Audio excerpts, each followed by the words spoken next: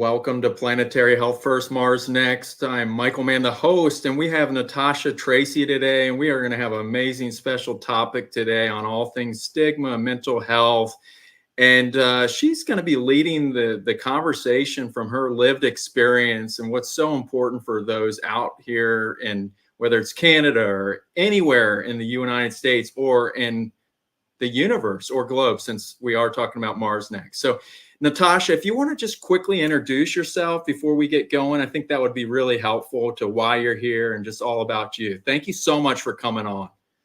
Thanks, Michael, for having me. I really appreciate that.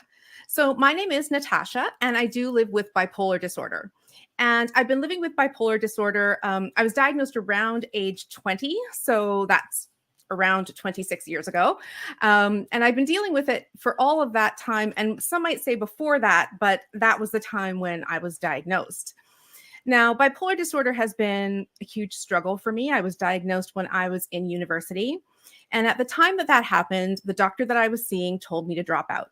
He said there was no way I could get a university degree and have bipolar disorder. Well, I'm very stubborn, and I decided he was wrong. So I did go forward and get a degree, but I can tell you that it has been very, very challenging to study and to work and to now have this particular diagnosis almost my whole life. So now I am a writer and speaker, and I do a lot of advocacy work. I have a book. I'm bringing out another book. And basically what I do every day, all day, is talk to people with mental illnesses, and I try to help them. I try to make it work. I try to tell them my techniques for dealing with mental illness. I try to explain to people who don't have mental illness what it's like to have mental illness. I try to explain to people what it's like to be suicidal. I try to explain to people what it is to have a hypomania or a depression.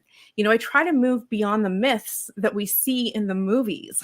I try to move beyond the things that people think they know, and I try to move to a real fact-based, experiential-based knowledge. Yeah, I love this. And so what I'm hearing is you offer really great insight perspectives for those who have it, that are wanting to be empowered, informed, and then also the general population, because there's so many myths, and then specifically family members, and those are more closely living with it with a loved one trying to support them. So I really love your perspective. So I know we have some questions we're gonna get into. Is there anything you would like to just say a little further before we kind of dive into the meat of our conversation today? Yeah, I think that the important thing to remember when you're listening to a conversation like this one is just to keep an open mind and to realize that everything that you might know about mental illness or mental health might come from the media, maybe a source that isn't as reliable as it could be. So for example, when I was growing up, I grew up in a household that was very anti-psychiatry. I was taught things like, you know, depression didn't really exist. People just needed to pull themselves up by their bootstraps, you know, and medication was just for people who couldn't handle their own lives. They were just happy pills delivered by drug dealers. You know, that's the kind of thing that I was taught when I was growing up. And people are walking around right now with those messages in their head. Those messages are real, but they're just not from the best sources. So what I would say is that when you're listening to a conversation like this, it's just great to have an open mind and realize that just because you heard it in the media, or maybe just because you heard it from your family, that doesn't make it real. Mm-hmm. I like that background, and I know there's been evolution too with mental health and treatments, and it's still we're still trying to figure this thing out. I think I'm excited by all the new research, and what once is like a chemical imbalance, now there's new frameworks. I think we're moving into what would be like psychiatry 3.0, and that's from one of the doctors, Dr. Nolan Williams, who's doing a lot of research out of Stanford, that it's a little more complicated with that, but and then multimodalities of how to treat it. So I look forward to this conversation. I'm going to just start with one of the first questions. What is the thing most people, frequently get wrong about mental illness in general? So, what I find when I talk to people about mental illness, they have many misconceptions. So, for example, I've talked to many, many schools, and I would stand up in front of a room full of students and talk about, my name's Natasha, I'm a writer, et cetera, and I have bipolar disorder. And their mouths would kind of drop open because they thought that I didn't look like a person with bipolar disorder. So, that's the first thing. The first thing is that mental illness doesn't have a look. Anyone can have a mental illness, and mental illnesses range the gamut. Mental illnesses can be extremely debilitating to the point where you cannot live on your own. Two, mental illnesses can be, problematic but treatable and go on with, a very, very normal life. So, mental illness is a broad, broad spectrum of things, which brings me to my second point. People often think of mental illness as either one thing or the other, one end or the other of that spectrum. So, for example, some people think that mental illness is very simple and that all you have to do is to take a pill and get better. Well, that's just not true. Now, for some people, medication is pretty much a silver bullet. They take it, they get better, they get on with their lives, and that's beautiful. However, many people do not fall into that category. Many people fall into the category where the first medication doesn't work, and the second medication doesn't work, and the third medication doesn't work.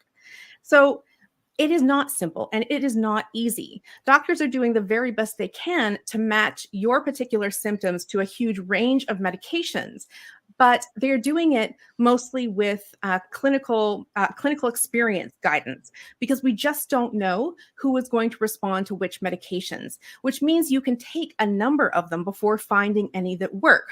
Moreover, when you do find one that works, it may only work partially, or you may find that you have a lot of side effects. So, mental illness is not simple. And the other thing is, people need to change their lifestyles when it comes to mental illness. It's not simple enough to just say, take this pill and you'll be better. People like me with bipolar disorder, we know all too well that lifestyle factors can absolutely affect your mood state. So, for example, sleep is very critical for me. I have to go to bed at the same time every night, and I have to wake up at the same time every morning, no matter what. No sleeping in on the weekends, no going out partying, nothing like that. That's really critical for my particular disorder. So lifestyle factors play a part. And the other thing that we know plays a part is also therapy. So we're talking about a type of illness that requires complex medical management, lifestyle factor alteration, and then also therapeutic, psychotherapeutic management as well. So that's one thing. But the other thing is that sometimes people think mental illness is all very severe. So when they think the term mental illness, they think maybe the person standing on the street corner screaming at themselves, right? Maybe they think that that's what a mental illness is. And that is a mental illness. That's true. But as I said, there's a range. And no matter whether you have a person who, for example, in that case, may be experiencing psychosis, which is the presence of delusions and hallucinations. So, for example, that person may be talking to a person that we just can't see. They think they're talking to someone, you just can't see that person. So that person may be experiencing psychosis. Just because that person is experiencing psychosis, that doesn't necessarily mean that they don't have an illness that is treatable and something that can be brought under control. So people think that, everyone with a mental illness like that needs to be locked up. And that's just not true. We're at a place in our treatment where most people with mental illness can be treated in the community and live in the community with all manner degrees of freedoms. It just depends on who they are. But all mental illness can be treated, no matter what it is. And so whether it's that person, whether it's me, whether it's the person suffering from extreme anxiety and won't leave their house, it doesn't matter what it is. All that stuff can be treated, but it is neither simple nor easy, nor should those people be written off. Mhm. I like you brought up a lot of factors. I wrote down a lot of those. I like how you brought up the severity, the range. There is a portion of the population that has severe mental health conditions that are extremely debilitating. But I would imagine the majority, with treatment and management of medication and therapy, people can have, like yourself, a functional, productive life. The other thing I didn't hear that I think you'd be good also to say, and maybe you kind of touched it, is that like you did touch it with not simple. It's not, with the pill, constantly.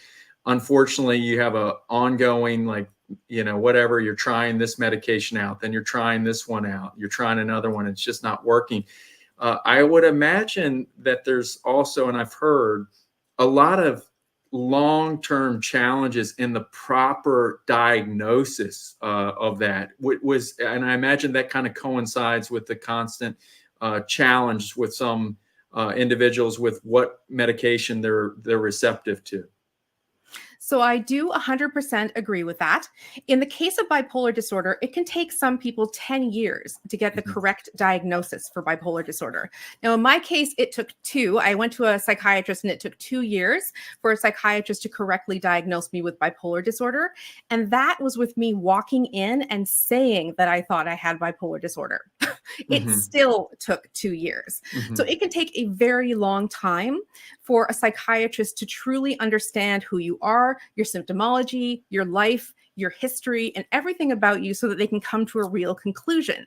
Now, in the case of bipolar disorder, things are even more complicated because you might present to a psychiatrist in a depression. In fact, most people do.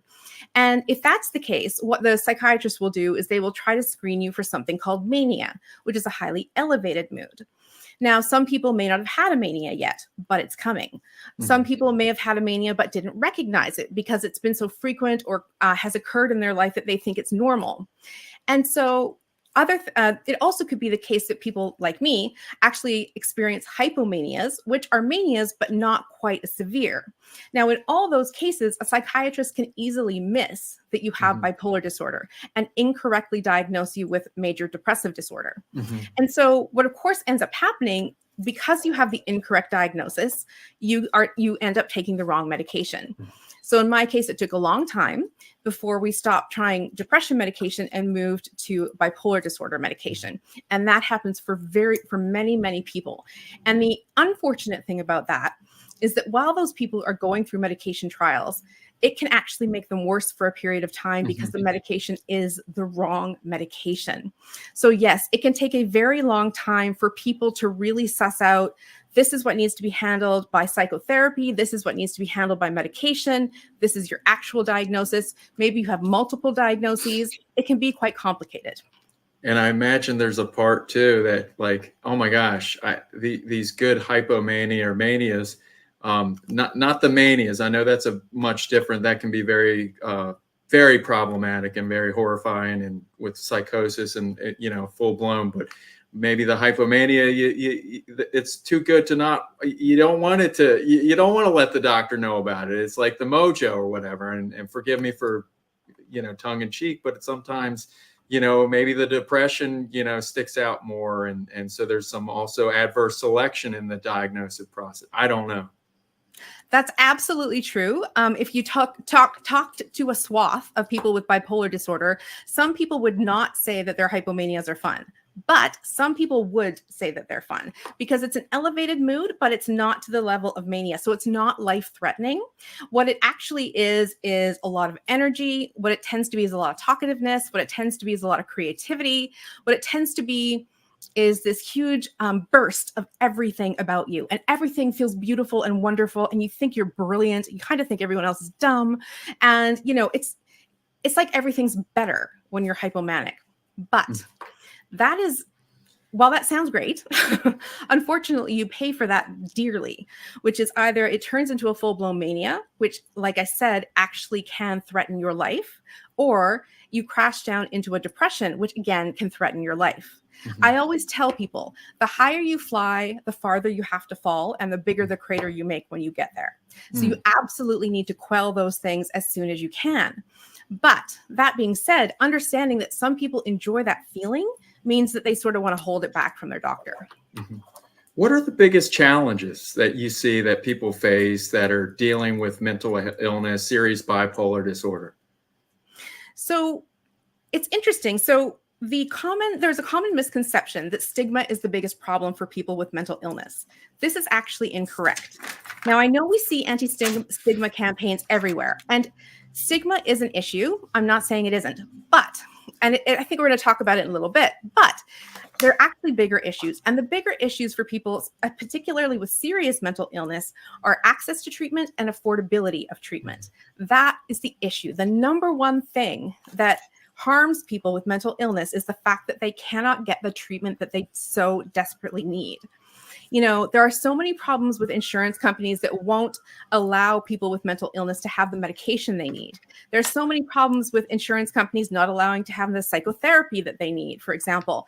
And there are treatments that, for example, work really well, but people just don't have access to them. So those treatments might as well not even exist if people can't get to them.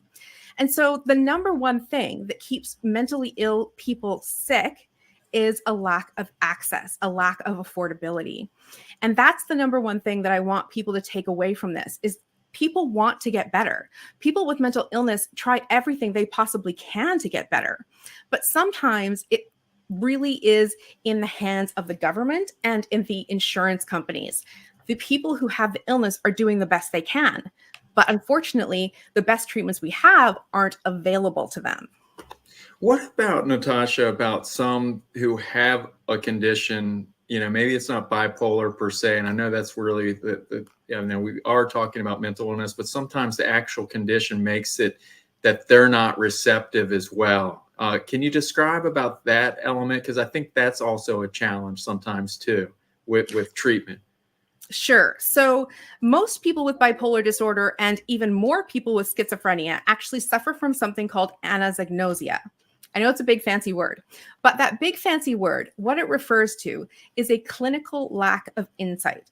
Now, this is very different than denial. They are not denying that they are sick. Mm-hmm. What they literally mean is that they can't understand that they are sick. Literally, they do not have the insight that tells them they are sick. No matter what you do, you cannot convince them they are sick. They just don't have that insight. And so we know that people who are suffering from anosognosia do actually have brain differences. It is not something that, is just a made up symptom. No, people really suffer from it. They believe it as sure as I believe I'm sitting here. They believe there's something wrong with you. You are the one who is sick, not them. And you just can't get them to believe anything else. That's anosognosia, and that's incredibly difficult to deal with, but something that is critical to deal with in many, many cases in order to help people get better. And it's one of the reasons that we see so many people refusing treatment because they think they're not sick. If you don't think you're sick, you absolutely won't agree to be admitted to a hospital. And then in that particular case, that's when you have to start looking at involuntary care because that's the only way those people can receive help. Mm-hmm. Mm-hmm. I really appreciate you clarifying that. And I've had some other guests on in the past, and that's a big component that they're really trying to make aware in the U.S. because there's it's a state by state issue with trying to get what is AOT treatment to help for those more on the severe mental health. And so I'm really glad that you brought that up. You did mention stigma is not necessarily the biggest, but it is a huge component. Can you share a little more how we can be better about combating that and trying to really, as a society, do better? So I think the thing about stigma, I like to sort of remove the word stigma from the conversation and talk about discrimination and prejudice, because that's what we're talking about here, right? Stigma is like this little friendly, fluffy word that we throw around. Oh, there's stigma around mental illness. Yeah, there is. What it is a prejudice against people with mental illness. Let's say what it is. It's a prejudice against people with mental illness that leads to discrimination. That is the problem. Let's name it. So that's the first thing. But the second thing I think people need to do is look for reliable sources of information about mental health and mental illness. If you think that mental illness looks a certain way and feels a certain way and can only be handled in a certain way, it might be understandable that maybe you look down on people with mental illness. But the only reason you feel that way is because you're not getting good information. So what we can all do is we can all choose our information sources much more wisely. So for example, don't go to Facebook and believe your next door neighbor's friend and what they're saying about schizophrenia. That's not a good idea. If you want to know something about schizophrenia, then go to a reputable source. You could go to the Mayo Clinic. There are many sites online that are reputable that can talk to you about what schizophrenia really is, how you really treat it, and what people really are like with it. So for example, there's a woman named Michelle Hammer. She's lovely. She has schizophrenia, and she's actually filmed her psychoses. Mhm. So she becomes psychotic, and she runs her webcam, and you can actually watch her in her apartment when she has psychosis. Mhm. And she does this to prove a point, which is she is not in any way dangerous when this happens. Mhm. She is just in a room. She's talking to people that you can't see. She might be scared. I mean, there's certain things that go on, but nothing about it is dangerous. It's just for her, it may be scary, but it's not dangerous in any way. And Mhm. so that's what I mean. That's first person experience. She's talking about what it is for her to experience psychosis. Now, we're all going to be different. Whoever experiences a particular symptom will experience it differently. So, not everyone is the same. But I think that what we need to understand is that the source of the information really matters. So, if we as a society want to do better, what we need to do is have better information. And then the other thing we need to do is try to actually get to know people with mental illness.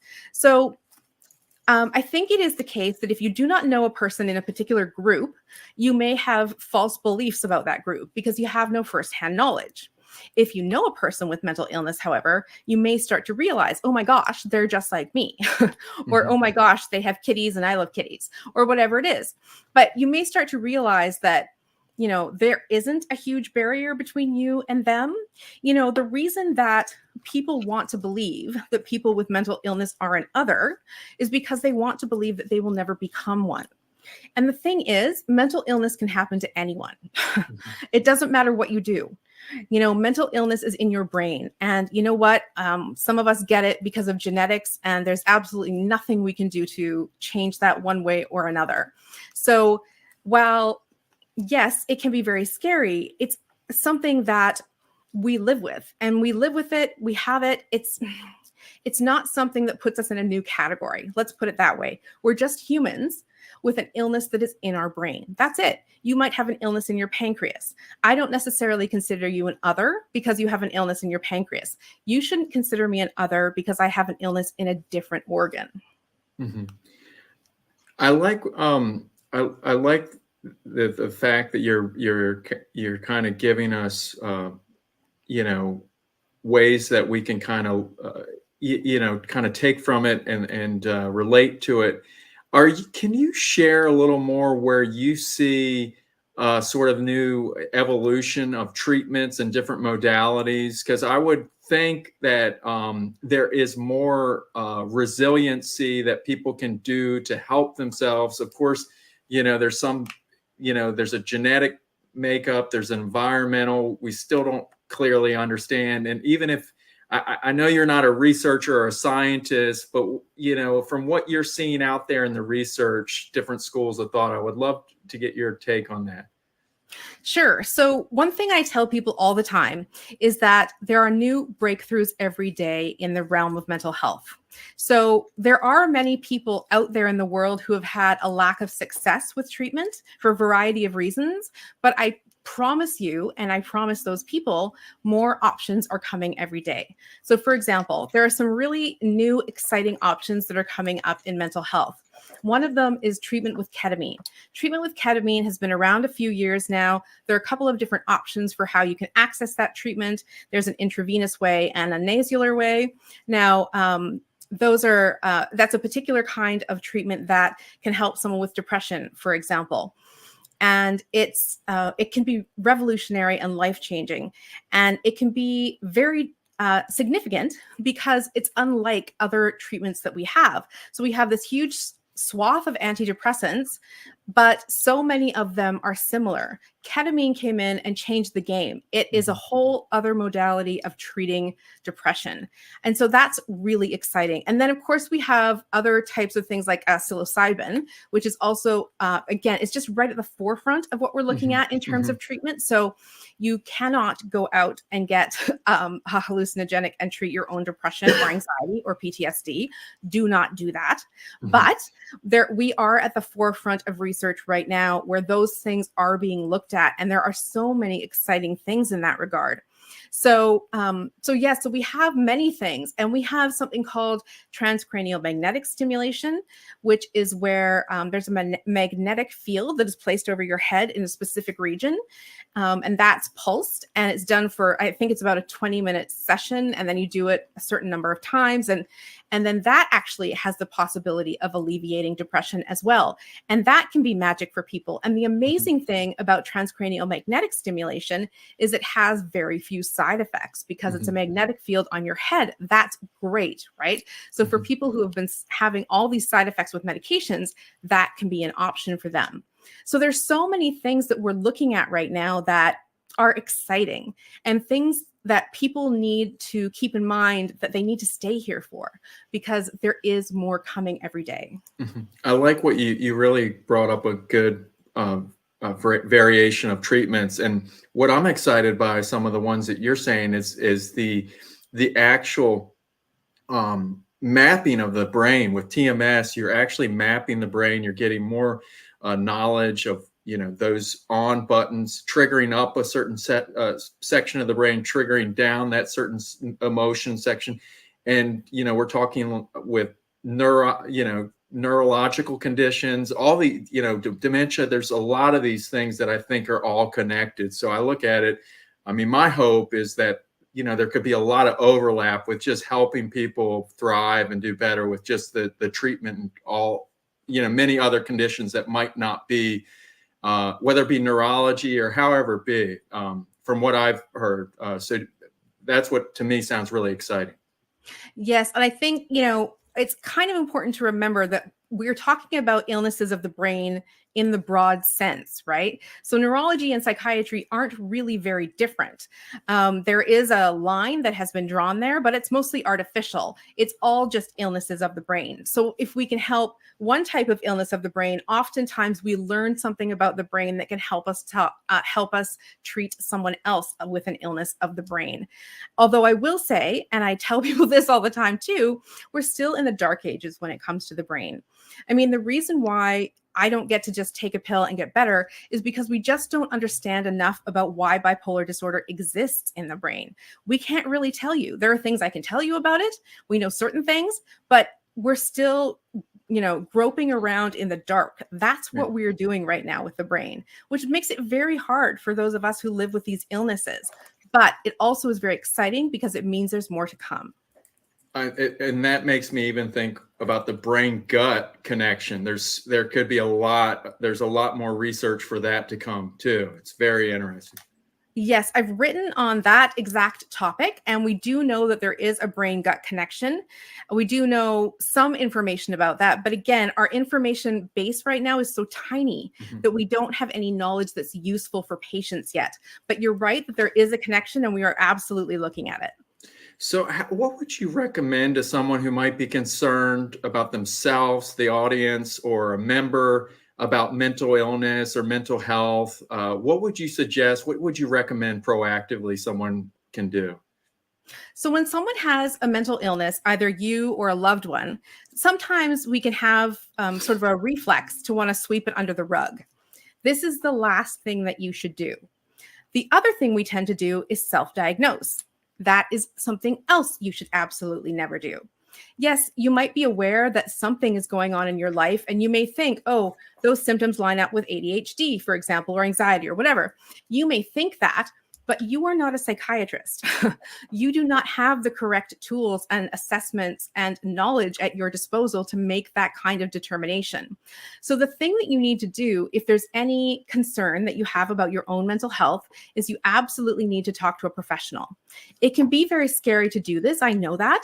I met a woman once, and she said to me that she thought that she had ADHD, but she was refusing to get any kind of diagnosis because she was scared about what the label would mean for her. She didn't want to know. And I do understand that feeling. There is this label phobia, I call it, right? People don't want a label on them. But the thing that people don't understand is that labels are a way of communicating effectively. When I say that I have bipolar disorder to a doctor, what it means is that I'm effectively communicating to that doctor a certain series of symptoms that I have, a certain set of experiences that I have. That's all a label is. It's a way of communicating a set of ideas. And so if you look at a label like that instead of something that limits you, it doesn't. All it does is it communicates. That's all a label does. So the first thing you need to do if you think that you have an illness or someone else does, you need to seek out a professional. Usually your first point of contact is your family doctor. Your family doctor is probably going to be able to do a basic screening for some basic illnesses. Your family doctor might be able to tell you if you have a certain level of anxiety. They might be able to tell you perhaps if you have a certain degree of depression. It depends on the doctor, and there are factors there. But they may then decide to refer you to a psychiatrist if perhaps your symptoms are a bit more severe or perhaps a bit more complex. And you need to follow through with that, because what a psychiatrist is they are a specialist in mental health. That's what they are. So just like you go to a neurologist for certain things because they're a specialist, a psychiatrist is a specialist too. So your psychiatrist is going to be able to look at you, ask you a whole series of questions over perhaps a series of appointments, and then come up with a conclusion that, yes, you probably have whatever it is they think that you have. And then they're going to be able to start treatment from there. So the important part is to not live with the scary part, right? The scary part is the unknown part. Don't live with the unknown part. Go out and seek help so that you can make it known. Now, if you need to do something in the meantime, and many of us do, many of us can't wait for that whole process to take place because a medical process can take time, then you need to understand that there are many supports out there for you that can help you during that time. The easiest thing for you to do is call 988, either in Canada or the United States, for mental health help. That will give you access to someone who is trained to listen to you, to talk to you, and to offer you further resources. In most cases, the person you're going to talk to is localized to your region and will have more information for you about what is available in that particular region. So please don't hesitate. If you're living in that scary moment, please don't hesitate to reach out, because you do not have to be there alone. Cool. So what is the biggest thing that you've learned living with bipolar? Just love to, your journey.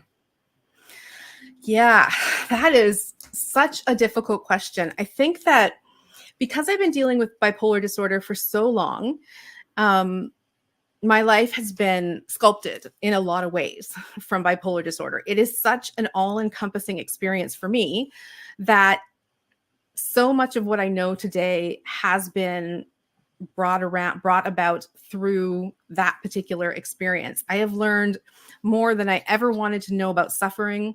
I have learned more than I ever wanted to know about pain, sorrow, loss, grief, these horrible, horrible things. I've also learned about what it's like to live at the other end of the spectrum, which is sort of this augmented humanity, which is hypomania, something that is also very different from what your average person experiences. So basically what it's like is I've learned what it's like to live at the different ends of the spectrum. So humanity exists in a spectrum. That's totally normal. Most of us live in the middle part. Totally normal.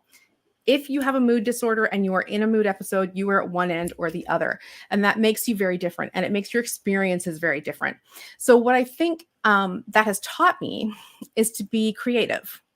So when I see something, I might see it a bit differently than you. And I see it a bit differently than you because my experiences in life have been dramatically different than yours. A depressed person is not a sad person. A depressed person is not a person who just lost their dad.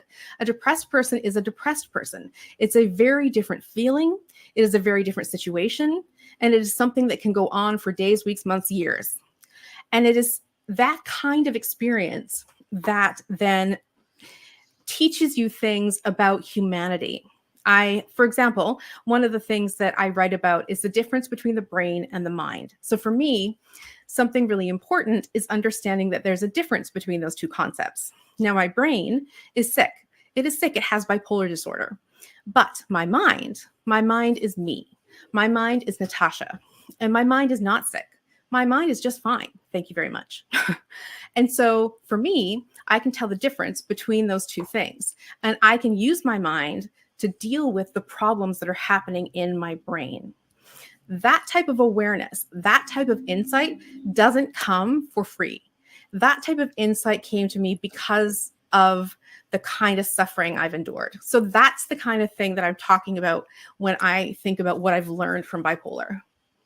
Well, I really appreciate you coming on, Natasha. This is one of our efforts with Planetary Health First, Mars Next. We feel like if you don't, we got like almost 60 million, 1/5, 20% of the US. I know you're from in Canada, which I think I feel like we're the sandwich. Mexico's the bottom slice of the bread, and you're the upper half, and we're all trying to get along together. And that's sort of silly. But anyway, my point is, we have a big, large percentage of our population, that deals with mental health.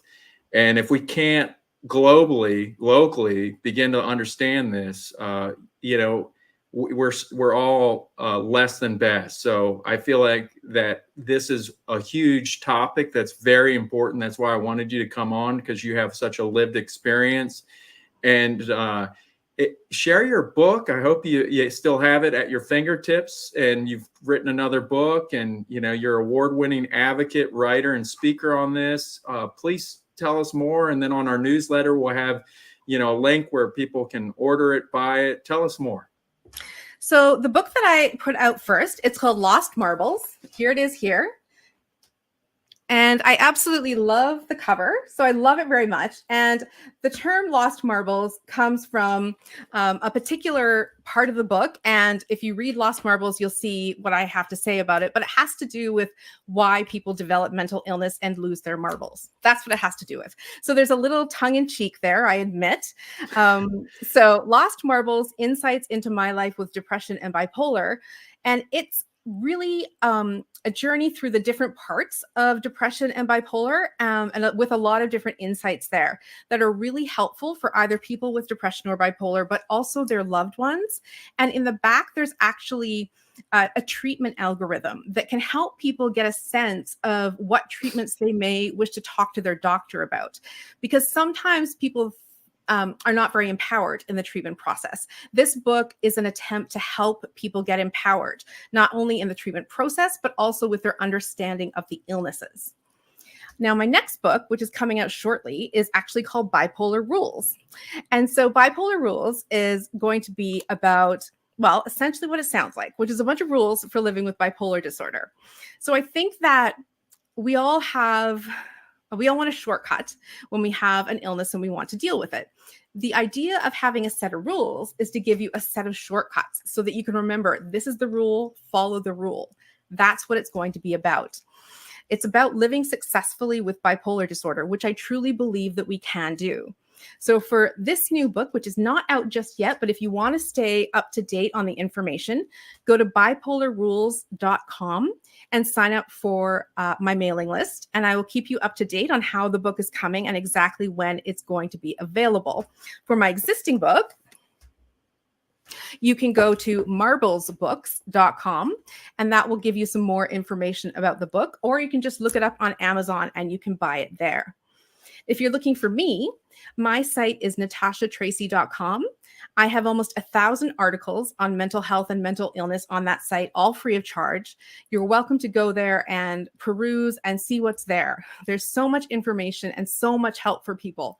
So please don't hesitate to come by, say hi, say that you've heard me on the podcast. I'm also all over social media. So find me on Instagram, Facebook, all those kind of places. This has been awesome, Natasha. And so before I post, on the newsletter, please share with me all those links embedded into the newsletter so people can click on that and get in touch with you, and they can come by your website or come by your blog or your post, and they'll say hi, or Instagram and give you an emoji or whatever you do nowadays. I don't know.